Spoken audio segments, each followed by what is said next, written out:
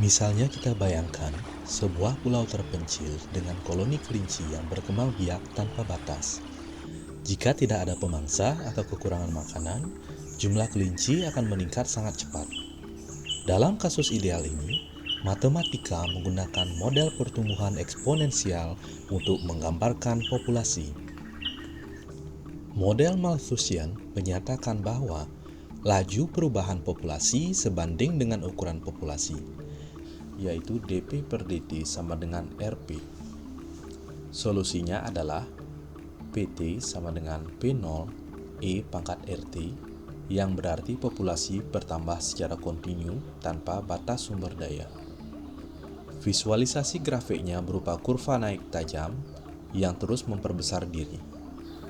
Namun, model ini tidak mempertimbangkan keterbatasan sumber daya, sehingga dalam kenyataan jumlah populasi tidak bisa tumbuh tak terbatas.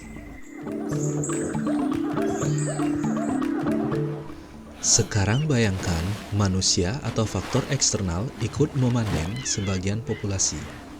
Misalnya nelayan yang memancing ikan laut atau penebang yang menebang pohon.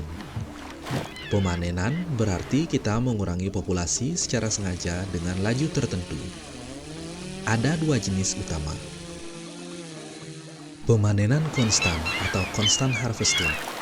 Jumlah individu yang dipanen per satuan waktu tetap.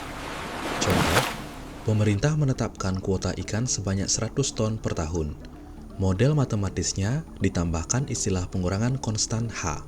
Misalnya, jika model dasar adalah populasi logistik dP per dt sama dengan Rp 1 min P per K, maka dengan panen konstan, dP per dt sama dengan Rp dalam kurung 1 min P per K min H.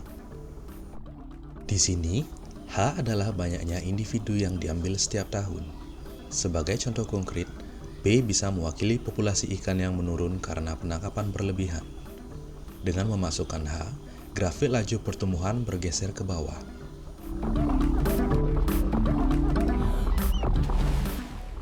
Pemanenan periodik atau periodic harvesting. Jumlah atau upaya panen berubah-ubah sesuai siklus, misalnya musim. Contohnya, nelayan hanya melaut di musim tertentu atau jumlah kapal nelayan berbeda setiap bulan. Kita bisa memodelkannya dengan fungsi periodik, misalnya sinus. Sebagai ilustrasi, dP per dt sama dengan Rp 1 min P per K min H 1 plus sin 2 pi T. Model ini berarti panen maksimum terjadi saat sin 2 Vt sama dengan 1 dan minimum saat sin sama dengan min 1. Dalam setahun, ada waktu memancing lebih banyak dan waktu memancing lebih sedikit. Secara visual, arus panen ini membuat populasi bergelombang sepanjang waktu.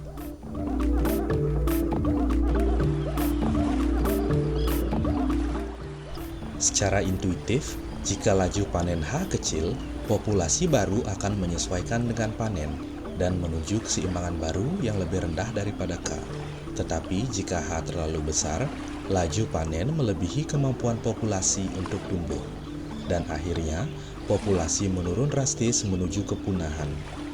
Dalam beberapa studi, misalnya model logistik klasik, terlihat fenomena bifurkasi ketika H melewati nilai kritis. Dua solusi keseimbangan menyatu dan hilang.